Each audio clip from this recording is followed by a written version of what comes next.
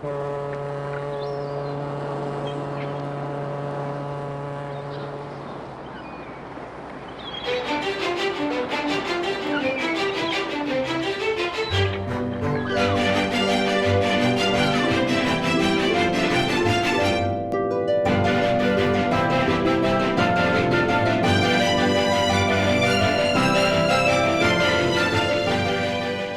흩날리는 봄날, 햇살에 반짝이는 쪽빛 바다가 마음을 설레게 하는 곳, 경남 통영입니다.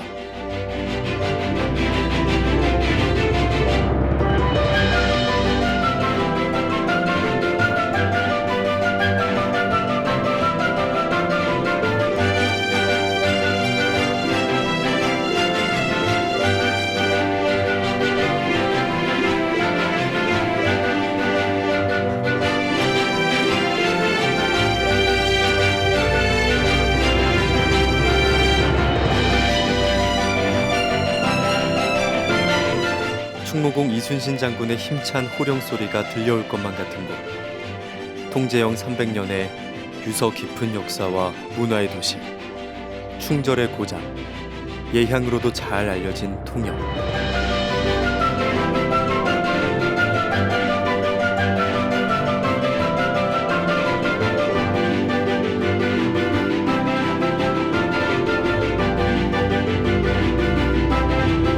상냥하고 온화한 통영의 봄, 호수처럼 잔잔한 바다 위로 따스한 햇살이 내려앉았습니다.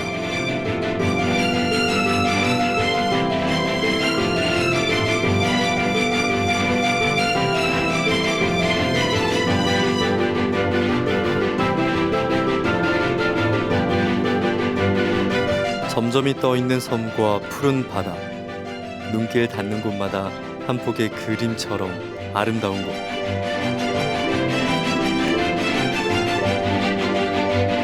한려수도의 비경을 품은 도시, 따스한 봄날 바다마을 이야기를 찾아 통영으로 떠납니다.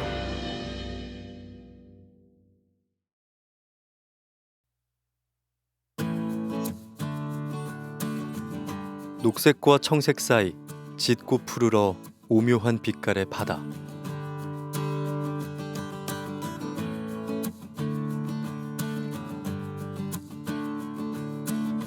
한려수도 위에 떠있는 빛나고 아름다운 섬들과 짙푸른 바다가 조화를 이루는 곳. 섬이 많아 잔잔한 물결 넘실대고 평화로운 통영의 바다. 이순신 장군의 한산대첩이 벌어졌던 곳. 통영은 경상도, 전라도, 그리고 충청도 이 3도의 바다를 지켜온 삼도 수군 통제영의 도시입니다.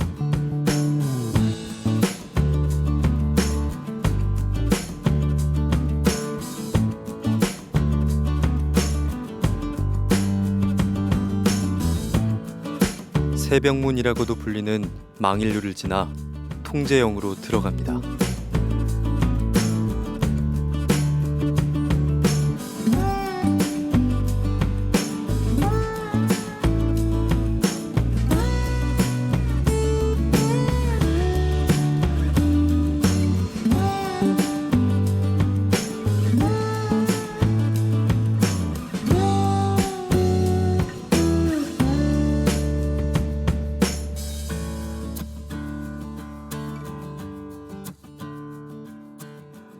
안녕하세요. 네, 반갑습니다. 네. 들어서자마자 느낀 느낌은요. 네. 이곳이 어떤 곳이길래 이렇게 어마어마한 기둥을 자랑할까 하는 거였거든요. 네. 이곳이 어떤 곳일까요? 네, 지금 보시는 이 건물은요, 사실 삼도 수군 통제역 안에 있는 가장 중심 건물인 세병관이라는 건물입니다. 지금 보시는 현판 같은 경우 보시면 아시겠지만 굉장히 큰 것이죠. 글씨 한자가 2m에 가깝습니다. 무게만 1톤이고요. 137대 통제사였던 서유대 통제사의 글씨입니다. 그리고 세병이란 말은요, 당나라의 두보란 시인의 만하 세병이라는 시가 있어요. 거기에서 만하는 은하수물을 가리킵니다. 그래서 어떻게 하면 천하의 힘센 장수를 구해서 하늘의 은하수를 끌어와 피 묻은 갑옷과 병장기를 있어서 영원히 사용하지 않을 수 있을까라는 그런 의미를 담고 있어요. 결국은 저희 통영은 처음부터 군용으로 만들어진 도시다 보니까 어쩌면 선조 임금님에게서는 이곳이 굉장히 중요한 곳입니다. 그래서 조선의 바다를 지키기 위해서 만들어진 신도시가 삼도 수군 통제영이었고요. 줄이면 통제영이고 다시 통영이 되겠죠. 아하, 통영이라는 말이 결국 이 통제영이라는 말에서 왔다는 걸 짐작할 수 있는 구절이네요. 네, 그래서 그때부터 이곳이 1604년부터 1895년도까지 약 300여 년 동안 통영이 이곳에 있었습니다.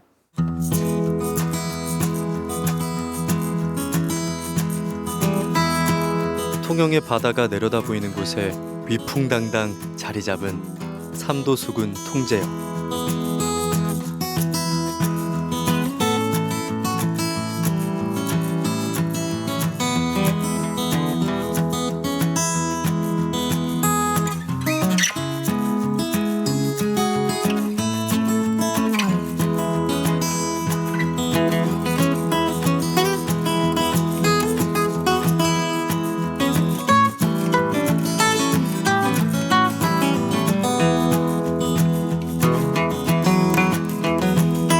은하수를 끌어와 병기를 싣는다. 평화에 대한 염원. 전쟁으로 피폐해진 민중의 삶을 염려하는 마음이 전해지는 곳입니다. 통제영의 중심 건물인 세병관은 50개의 커다란 기둥이 웅장함을 더해주는데요. 막힌 벽 하나 없이 기둥만 정연하게 배열되어 있습니다. 경복궁, 경회루, 여수, 진남관과 함께 면적이 큰 목조 건물로 손꼽히는데요.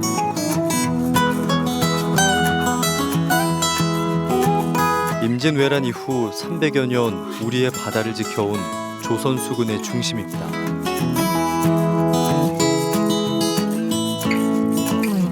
한때 100호 넘는 규모로 발달했던 통제영은 일제강점기에 세병관을 제외하고 모두 헐리고 말았는데요.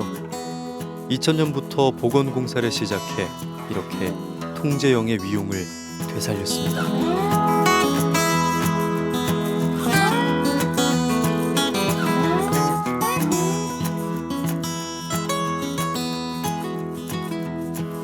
이곳에서 내려다 보이는 이 통제영의 모습이 예전하고 좀 비슷하죠? 예, 저희가 지금 2013년도에 이곳을 복원이 마무리가 되었는데요. 조선 후기에 그려진 규장각에 보관되고 있는 통영 고지도가 있어요. 그 지도를 토대로 해서 발굴 조사를 하고 그다음에 이렇게 전체적인 복원을 이루었지만 세병관 건물을 제외하고 나머지 건물들은 전부 복원 건물입니다. 그리고 나무 옆에 있는 식물들 이 하나까지도 하만 총세록이라는 기록물 속에서 어떤 나무들이 심어져 있는 것까지 확인을 하고 그리고 건물의 조전의 시까지도 그 기록대로 복원이 이루어졌기 때문에 그 어느 것보다도 완벽에 가까운 복원이 이루어진 거라 보시면 될 것 같아요. 지금 이 나무 한 그루도 허투루 볼 일이 아니라 그 전의 기록을 그대로 기초로 삼아서 심었다는 이야기네요. 네, 그렇습니다. 허허, 좀 더 유독 관심을 갖고 봐야 되겠네요. 네, 그래서 앞으로도 이 나무가 자라는 그 모습이 우리 후손들에게 이어지는 그런 시간을 만날 수 있는 곳이 저희 통영 세병관 쪽이 아닌가 싶습니다. 조선시대 최초의 군사계획 도시 통영의 역사가 시작된 곳이자 앞으로 통영의 이야기를 이어갈 곳 바로 삼도 수군 통제영입니다.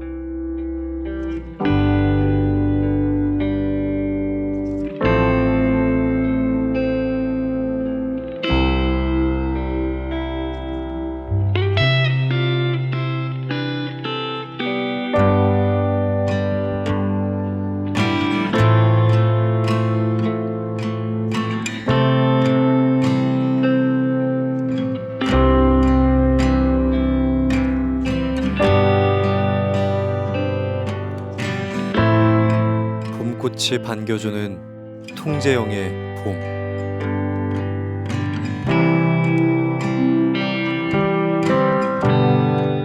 햇살을 맞으며 산책하다 보면 통제영의 또 다른 이야기 하나를 만납니다.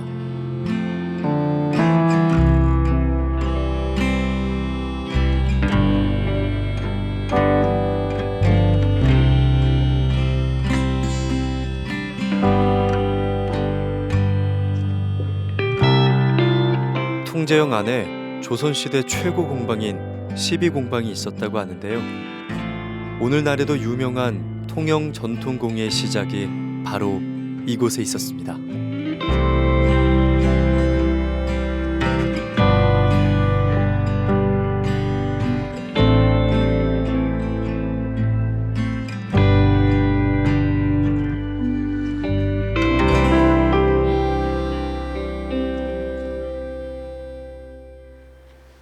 지금 저희가 이렇게 들어온 이곳이 어떤 공간이죠? 네, 이곳은 저희 통영의 12공방터입니다. 그래서 여기서 말하는 12공방은요, 12개가 아니라 많다, 다양하다, 최고다라는 의미예요. 그래서 조선시대 최고의 물품을 만들고 제일 많이 만들고 가장 아름답게 만들었던 이런 공예품이 만들어지던 공방이라고 보시면 되겠죠. 네. 놀라운 건요. 이렇게 통제영, 그것도 군영 안에 이렇게 공방이 있다? 이게 예전에도 흔한 일이었나요?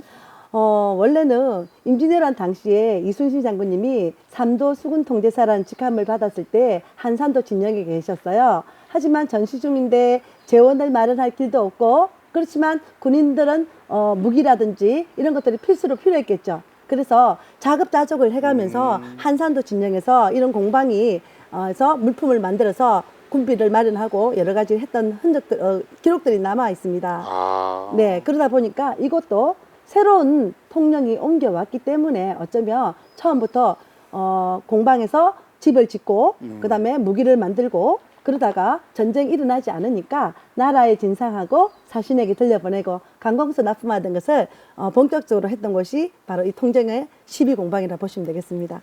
그만큼 진상을 할 정도면 여기에서 생산된 공방 물품이 네. 뛰어났다는 이야기잖아요. 최고였죠. 어허. 통영산 하면 브랜드였습니다. 당시에는. 아하. 이 물품이 없으면 음. 그 집안의 값어치가 뚝 떨어질 정도로 아주 이렇게 자부심을 가졌다고 하시더라고요.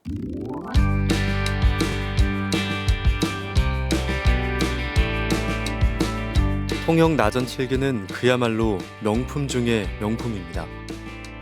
군수 물자에서 시작해서 진상품 그리고 생활용품까지 만들었다는데요. 통영 전통 공예를 잇고 있는 사람들의 이야기는 지금도 계속되고 있습니다.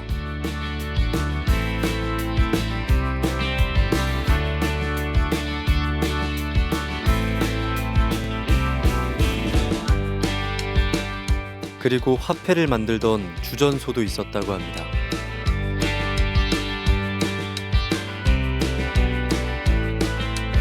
쇳물을 부어 엽전 만들던 자리와 창고로 쓰였을 법한 건물 자리가 있는데 우리나라의 하나뿐인 주전유적이라고 합니다. 통제사의 지휘 아래 독자적으로 화폐를 제조했던 것입니다. 통제사의 지위와 권한이 얼마나 높았는지를 보여주고 있습니다.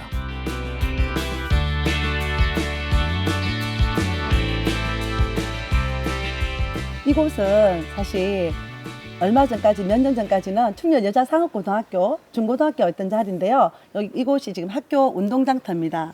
근데 보시면 뒤에 보시면 이렇게 조전소가 발굴되었는데 아마 최초로 우리나라에서 유일하게 발굴된 곳이 통영에 있는 곳이라 보시면 되겠습니다. 아, 동전을 제조하는 곳이 네. 유일하게 발굴된 곳. 예, 장소입니다. 아하, 그래서 그렇군요. 학자들이 이 발굴 장소에 너무 관심을 많이 가져가지고 한때 전국의 학자들이 전부 다 모여왔던 곳이 여기예요. 어허, 그렇다면 그 여기에서 발굴된 어떤 동전도 좀 저희가 볼 수 있나요? 네, 지금 전시실에 보시면 저희 유구터라든지 그 당시에 발굴했던 사진들하고 동전 꾸러미들이 사진으로만 지금 전시를 하고 있고요. 네. 지금 박물관에 가 있습니다. 그렇군요. 아, 옛날로 치면 주전소지만 네. 오늘날로 말하면 화폐를 찍어내는. 조폐공사입니다. 아하, 네, 그렇군요. 조선시대 조폐공사가 통영에 있었죠. 네. 그 당시에는 지역마다 좀 있었을까요? 아니면 뭐 여기에만 특별히 있었을까요? 그렇진 않고요. 기록을 보시면 병령이나 감령 그리고 이제 화포창 이런 군인들과 관련된 그런 곳에서 굉장히 많이 주전을 했다는 기록이 있고요.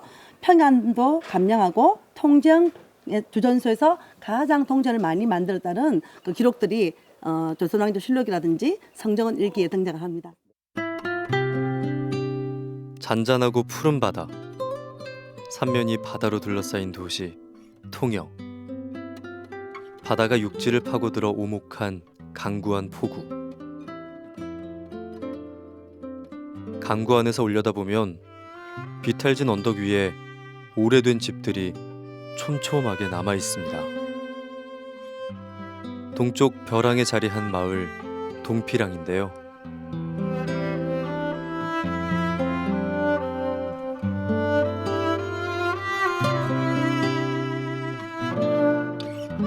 강구안이 내려다 보이는 마을. 통영항과 중앙시장에서 일하던 인부들이 거주하기 위해 만든 동네라고 합니다.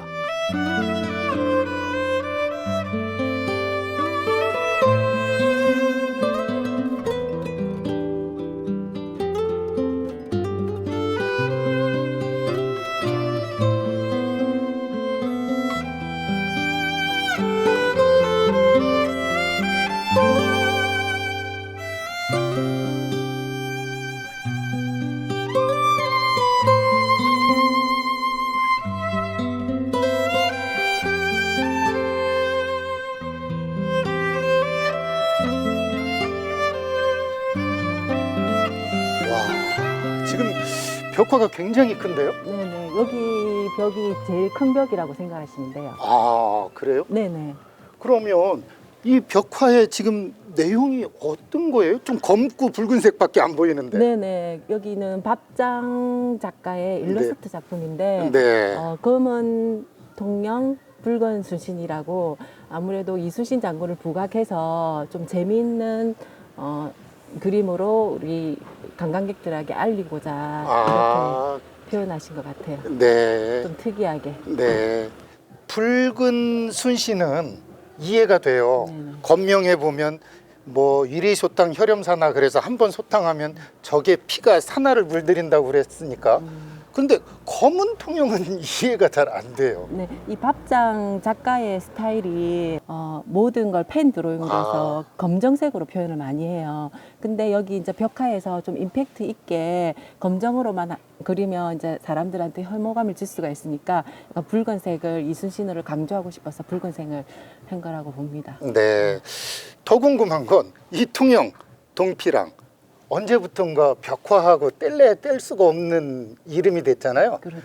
그렇게 유명해진 이유가 뭘까요? 원래는 이 마을이 없어질 뻔했는데 2007년부터 이 벽이든 이제 이 건물 자체의 빈 공간을 그림을 채워넣기 시작했어요. 그게 이제 관광지로서 시발점이 됐는데 그게 유명해져서 지금 여기까지 온 거라고 보시면 돼요.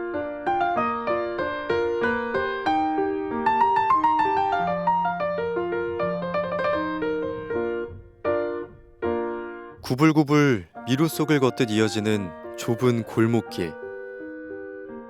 천사의 날개가 손짓하는가 하면 그냥 지나칠 수 없는 포토존을 만나기도 합니다.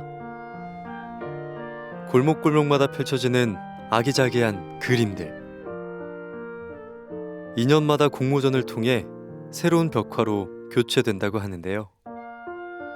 철거 위기에 놓여있던 마을을 통영 관광 1번지로 바꾼 것은 다름 아닌 바로 벽화였습니다.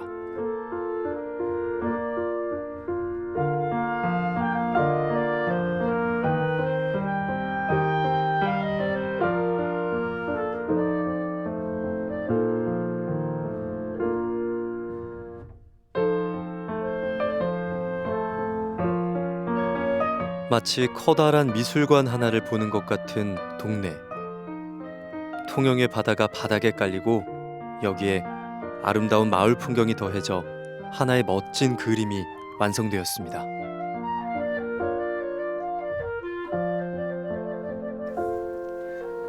와, 이 벽화는 그야말로 여기 통영의 바다에 딱 들어가는 느낌이 드네요. 네. 그러면서 고래도 있고 날개도 있고요. 저기 통영 유람선도 그대로 있어요. 예, 이 벽화를 좀 설명을 좀 해주시면요. 이 벽화는 이제 어쨌든 여기 날개로 지정된 벽이에요. 마을 주민들이 여기에는 벽화가 꼭 있어야 된다고 항상 강조를 하시거든요. 네. 근데 처음에 이 벽화 마을이 2007년도에 시작될 때 여기에 날개 벽화가 있었는데 거기에서 포토존이고 어쨌든 이 동피랑이 많이 알려졌다고 생각을 하셔요. 네. 그래서 여기는 항상 벽화지만 날개 벽화가 있었으면 좋겠다 하는 걸 항상 원하시고 계셔서 이번에도 저희 여기 날개를 했는데 기존의 날개보다 조금 디테일하고 천사 같은 느낌이 들도록 이제 마을 주민들이 요구를 하셔서 이제 주민들의 의견을 많이 반영한 벽화라고 생각하시면 됩니다.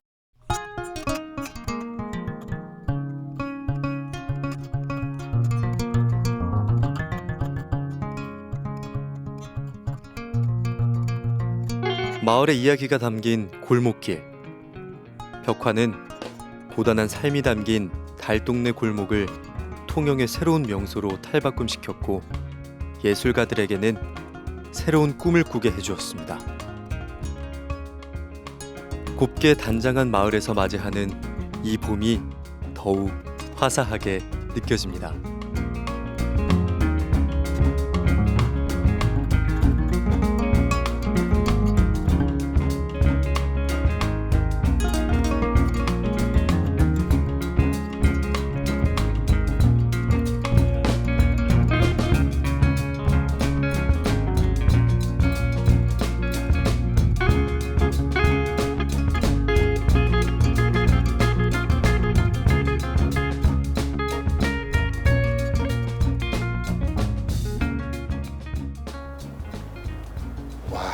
이쁘네요.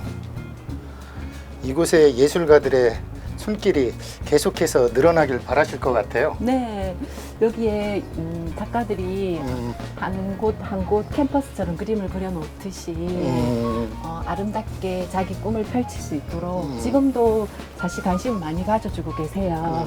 조금 더 관심을 가져준다면 더 멋진 작품으로 아마 이 동피랑이 변화될 거라고 봅니다. 저희들이 한 계단 한 계단 올라가듯 예술가들의 꿈도 한 계단 한 계단 더 성장하게요. 네네. 네. 그랬으면 좋겠어요.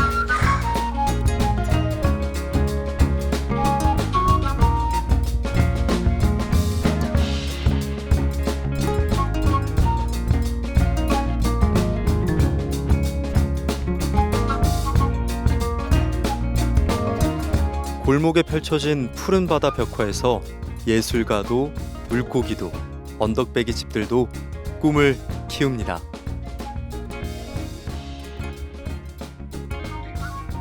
삶과 예술이 어우러져 일상이 되는 곳.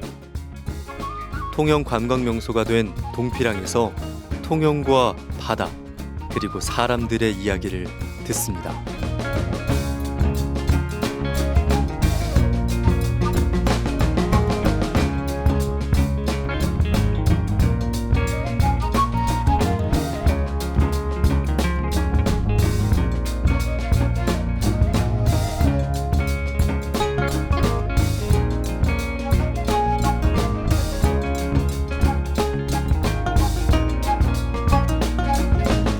날이 따뜻하고 또 정겨운 바람이 불고 그런 통영의 동피랑, 이곳의 벽화와 마을 주민들 그리고 작가들, 그들의 어떤 공존하는 아름다운 꿈, 그런 미래가 궁금해지는데요. 다른 벽화 마을이랑 좀 여기는 다른 게 일단 주체가 마을 주민이에요. 마을 주민들이 원하는 거, 이 동네가 어떻게 바뀌었으면 좋겠다. 내가 살고 싶은 동네, 내가 살고 있는 동네가 어떻게 변했으면 좋겠다. 여기서부터 시작해서 어떤 작가들과 같이 공유를 하면서 만들어가는 곳이고 지자체에서도 많은 도움을 주시고 있고요. 그래서 삼박자가 잘 어우러져서 지금 이 동피랑이 이렇게 만들어진 것 같고 앞으로 더 진짜 많은 여러분들의 관심을 가져주시면 이 동피랑이 우리나라에서 아마 최고가 가는 벽화 마을이 되지 않을까 싶습니다. 새로이 만들어지는 어떤 마을의 아름다움보다 옛 것과 지금의 어떤 결합으로 인해서 생성된 아름다운 빛깔들이 마치 무지개 같아서 서로 조화롭게 어울린다는 느낌인데요. 그렇다고 그러면 이곳에서 또 바라는 큰 미래상이 있을 것 같단 말이죠. 제가 이렇게 프로젝트를 하면서 느낀 점인데 이제 벽화 2007년부터 오랫동안 자, 벽화로 이루어졌으니까 조금 변화를 줬어. 약간의 변화를 준다면 조형물과 같이 예술 작품으로 이루어졌으면 좋겠고, 또 여기 곳곳에 빈집들이 있는데요. 거기에 이제 뭐 외국 작가라든지 다른 지방에 있는 작가들도 여기서 레지던스 그런 작가 활동을 해서 또 더 멋진, 여기서 잠시 왔다가 작품 활동을 하는 것보다 여기서 뭐 몇 개월을 살면서 이 통영을 느끼면서 작품을 활동하면 또 새로운 작품이 나올 거라 보거든요. 그렇게 해서 정말 다른 도시에서 볼 수 없는 동피랑은 역시 달라 하는 그런 벽화 마을로 지금처럼 자리를 잡았으면 좋겠습니다. 네.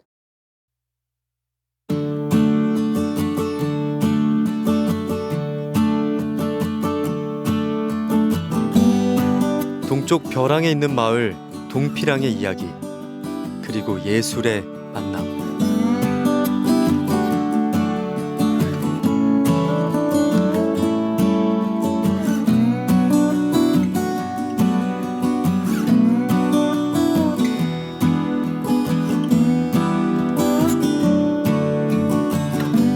마을 언덕 꼭대기 동포루에서 바라보는 짙푸른 통영의 바다.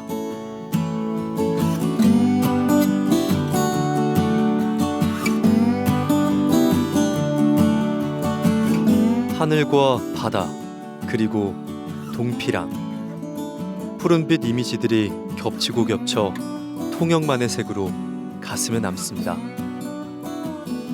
푸른빛이 더욱 선명하게 마음에 남습니다.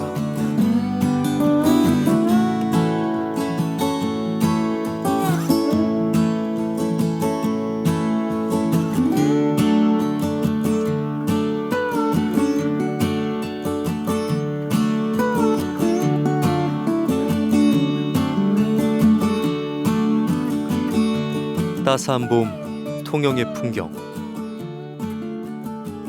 바다 풍경이 마치 꽃을 보는 것 같습니다.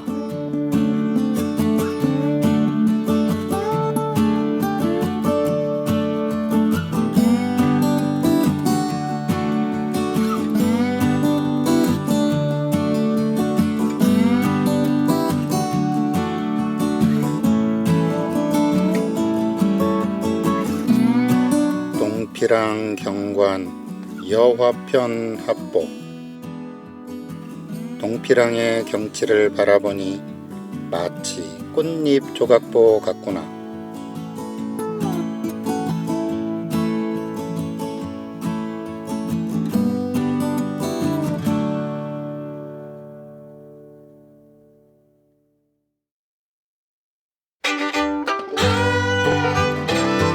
화사한 봄날 볕이 잘 드는 따스한 언덕.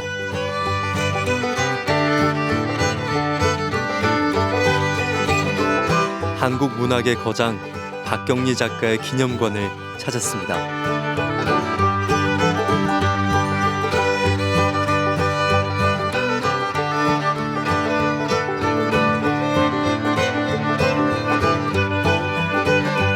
소박하지만 나름의 운치를 잊지 않은 아담한 건물. 선생의 사진과 유품, 친필 원고 등을 전시하고 있는데요.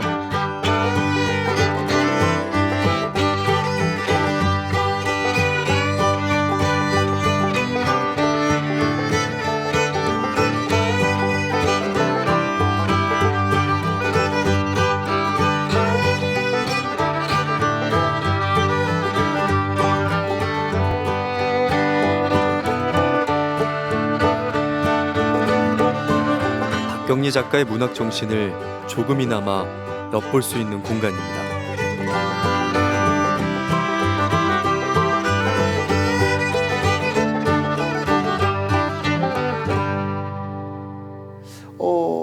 공간 안에 재미있는 게 재봉틀도 있고 나비장도 있고 어떤 좀 사연이 좀 있을까요? 저기 나비장은 박경리 선생님이 실제로 사용하셨던 것인데요. 6.25 전쟁으로 고향인 통영으로 피난 오셨을 때 할머니 유품을 아버지로부터 받은 물건입니다. 그래서 평소에 굉장히 아끼시고 옆에 두고 소중히 간직했던 물건입니다. 네. 독특하게 서재의 재봉틀도 옆에 이렇게 또 재현했어요. 재봉틀은 선생님께서 남편과 사별 후 통영 고향으로 내려오셔서 수혜점을 하시고 생계를 꾸려나가시기도 했습니다. 그래서 선생님이 평소에 굉장히 이렇게 사치나 화려한 거는 안 좋아하셨고요. 수수하고 검소한 것을 좋아하셨습니다. 그래서 화려한 도자기나 이런 것보다 나는 수수한 항아리가 좋다 이렇게 말씀하시곤 하셨어요. 그래서 이 박경리 기념공원 근처에 다 이렇게 항아리도 많이 설치를 해놨고, 또 호미와 밀짚 모자를 보면 선생님이 원주에서 텃밭을 일궈서 찾아오는 지인들한테 고추나 콩, 깨 이런 것을 같이 나눠서 드리곤 하셨습니다. 그래서 나눔의 실천을 일찍 하신 분입니다.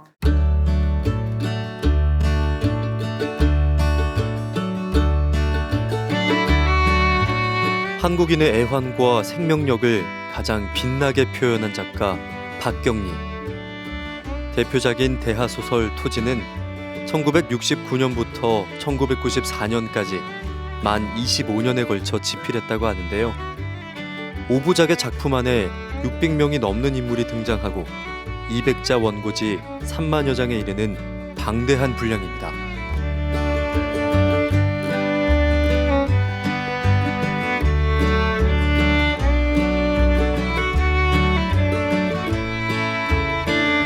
한 땀 한 땀 바느질 하듯 한 줄 한 줄 묵묵히 성실하게 써내려간 작품들.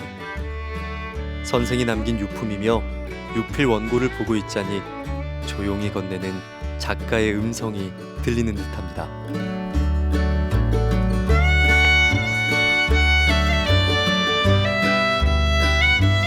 박경리 작가의 작품 중 김약국의 딸들은 작가의 고향인 이곳 통영을 배경으로 하고 있어 통영 여행길에 더욱 관심이 갑니다.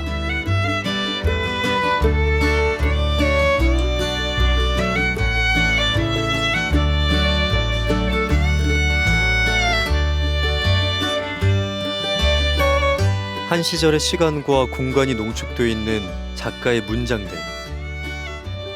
긴 시간과 호흡하며 작품을 써온 박경리 작가의 이야기를 들어봅니다.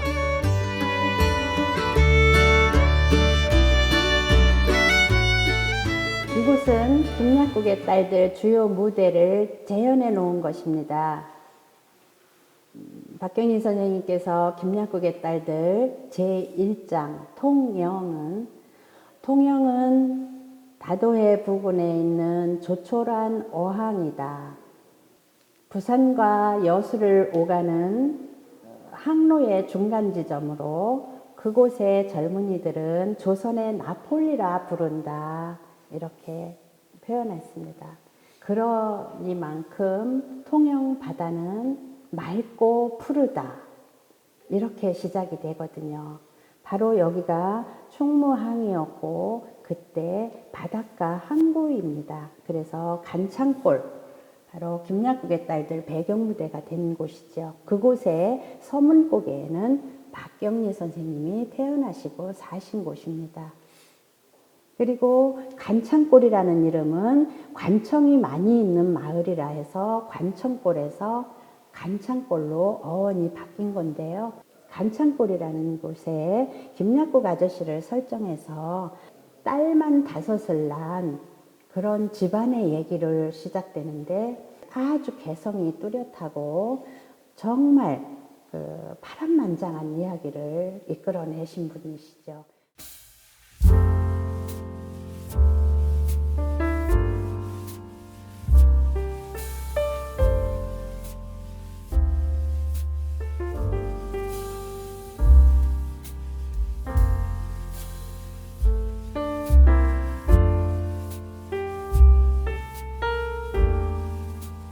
찬란한 푸른빛, 통영의 바다를 가져온 듯 빛의 이야기를 들려주고 있는 통영의 화가 전영근.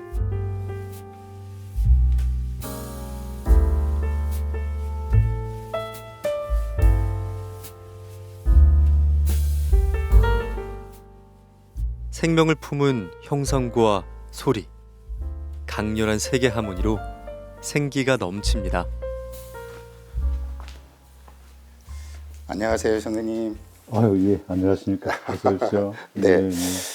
지금 이렇게 작업하시는 모습을 뵈니까 저도 좀 작업해야 되겠다는 생각이 막 일어나는데 어떤 작업을 하고 계시는 중이었는지 궁금하거든요. 예. 네. 제가 3년 전부터 이제 전에 좀 작품 성향을 좀 탈피해서 뭐 새롭게 뭐 추구하는 과정에 빛의 화석이라는 주제로 삼고 작업을 하고 있습니다. 빛의 화식, 화석. 화석. 예. 와, 그 좀 자세히 설명을 좀만 더 해주신다면요. 예. 그 사실은 조금 넓은 세상 이야기겠지만 미술 세계 이야기겠지만 그 20세기 초에 피카소 같은 분이 나오셔가지고 한 캔버스에 이제 3차원적인 요소, 입체파라는 네. 작품을 해냈지 않습니까? 그래서 지금까지도 많은 전 세계 문화예술계에 어떤 영향을 끼치고 있는데 저는 그 이후에 이 캔버스에서 4차원의 어떤 세계를 작품을 해야 이 소위 말하면 뭐 현대 작품이라고 할 수 있지 않겠나.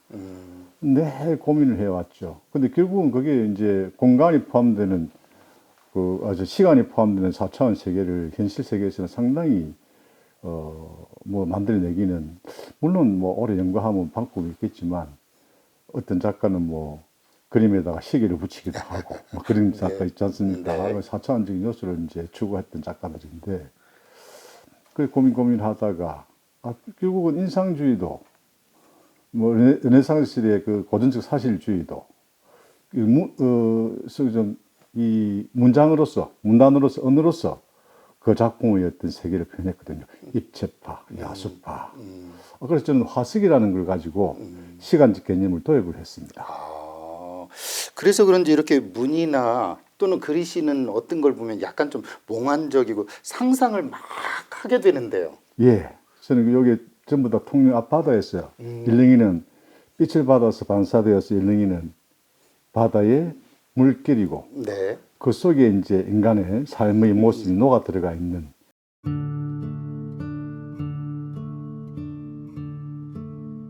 한 줄기 빛이 생명을 키우듯 창조적 영감의 화면을 일구는 화가. 세상에 가득한 빛의 율동. 그 속에 녹아있는 삶의 모습이 캔버스를 가득 채웁니다.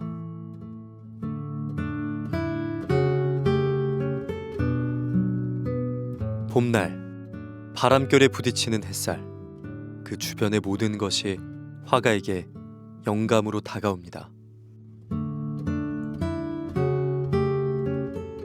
통영이 낳은 현대미술의 거장 전영림.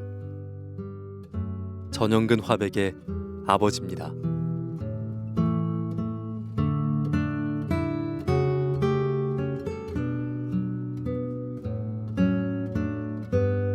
코발트 블루의 화가, 색채의 마술사라 불린 화가 전형님.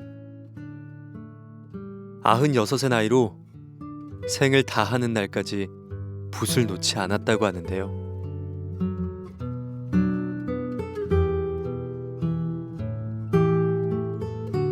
통영항, 세만다라 등 대작을 남기며 한국 미술의 지평을 새롭게 열었습니다.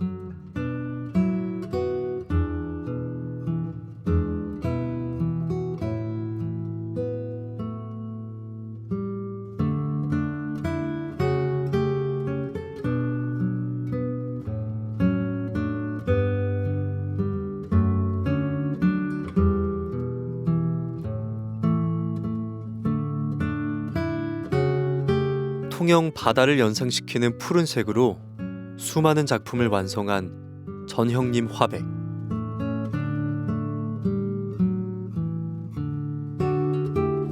추상화에 한국의 전통미를 접목시킨 독특한 작품 세계를 보여줬는데요. 당시 유화에 쓰지 않았던 한국의 오방색을 사용하기도 하고 절의 단청이나 옛 장신구에서 느낄 수 있는 고유의 민족 정서를 재해석하기도 했습니다. 전영림 화백을 탐구욕과 실험 정신이 강한 추상 화가로 기억하는 이유인데요.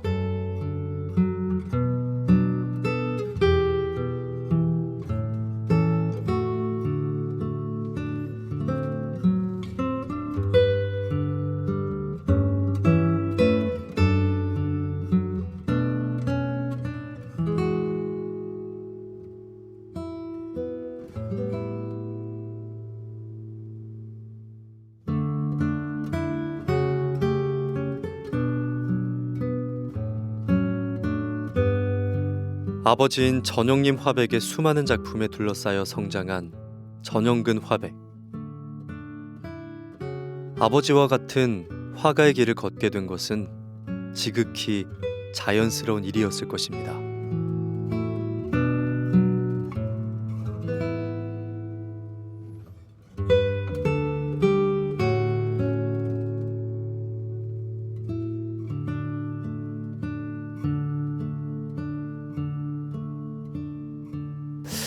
열매가 아무리 맛있고 꽃이 아무리 예뻐도 뿌리 없으면, 뿌리가 없다 그러면 그건 그야말로 뭐 인조잖아요.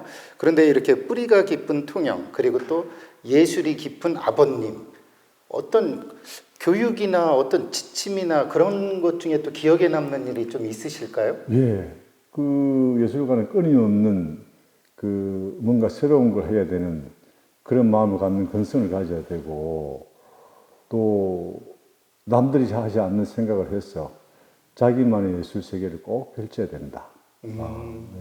한자로 보면 예술가, 화가 하는데 집 가자를 쓰는데 그건 자기 집을 짓는다는 뜻인데, 자기 집은 정말 독특하고 튼튼해야 되고, 또 어떤 면에 있어서 미래의 예술이 되어야 된다.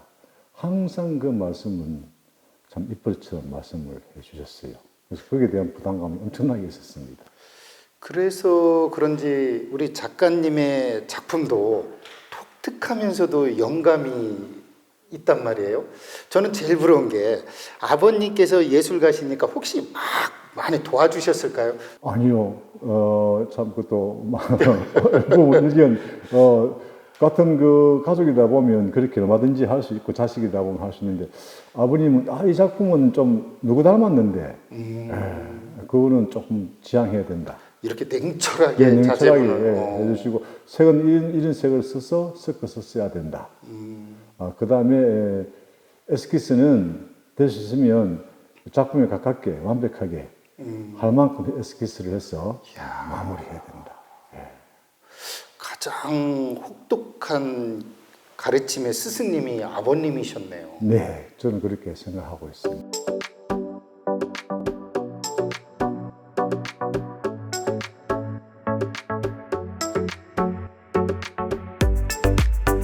전영림 화백의 작품과 유품들, 그가 남긴 발자취를 기억하는 일은 어쩌면 혹독한 가르침을 줬던 스승 전영림에게 보내는 아들의 이야기일지도 모르겠습니다.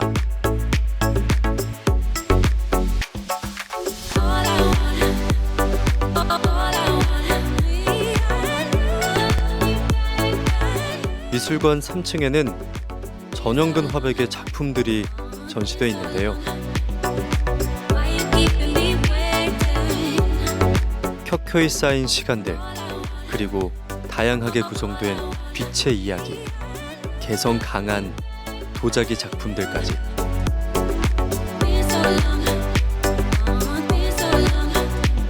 빛의 향연과 강렬한 색, 생명에 대한 내면의 반응과 감동이 전해지는 작품들.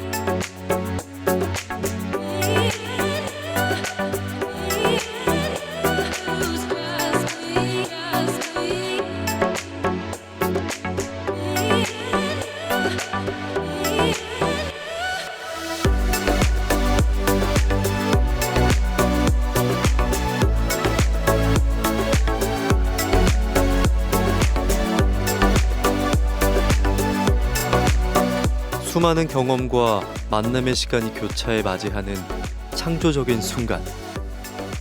빛을 그리는 화가 전영근의 이야기가 바로 이곳에서 펼쳐집니다.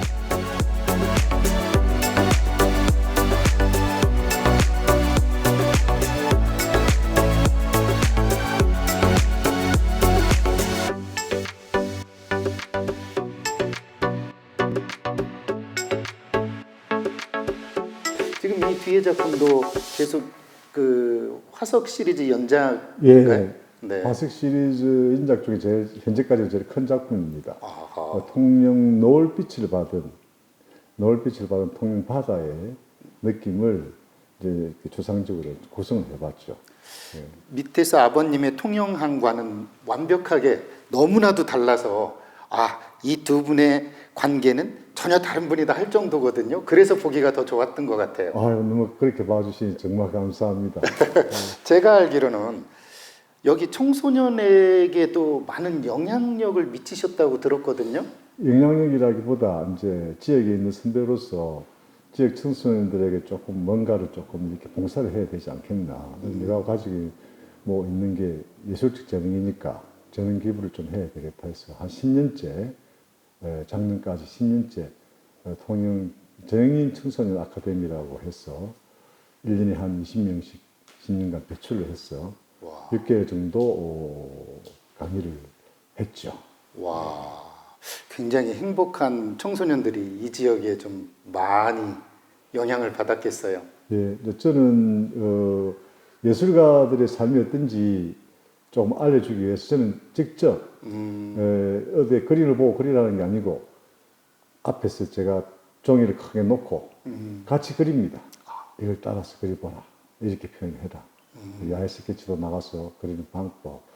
참 그 애들 따라 해주는 게 너무너무 재밌고 행복해요. 그래서 10년간 했습니다.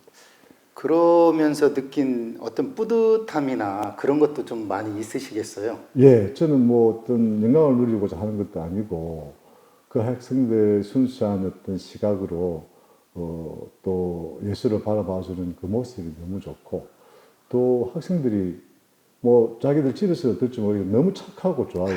우리 청소년들이 네. 이렇게 좋은 청소년들을 잘 이렇게 갖고서 나라 이렇게 자라게 하면 국가에 참 나라의 큰 인재가 되겠다. 그런 어떤 그 마음의 보람을 조금씩 가지게 됐습니다.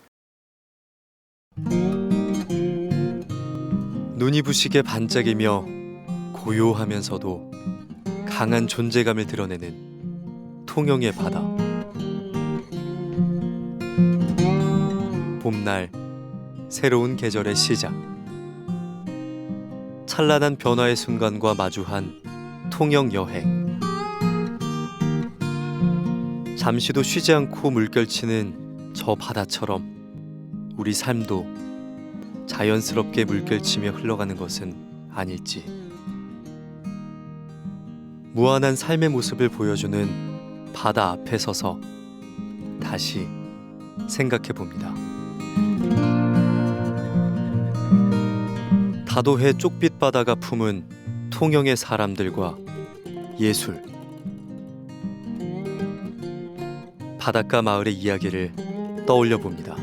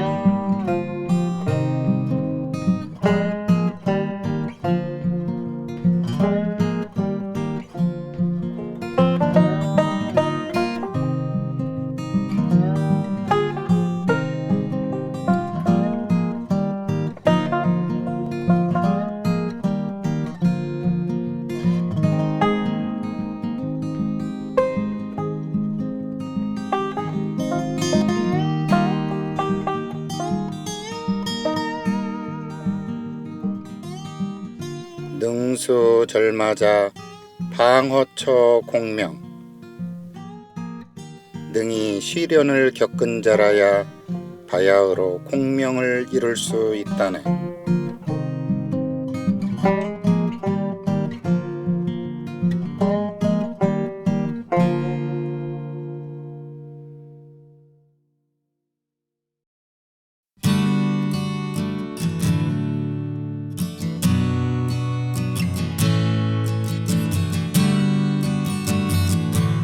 점점이 떠있는 섬과 푸른 바다, 통제영 300년의 역사와 문화가 있는 도시.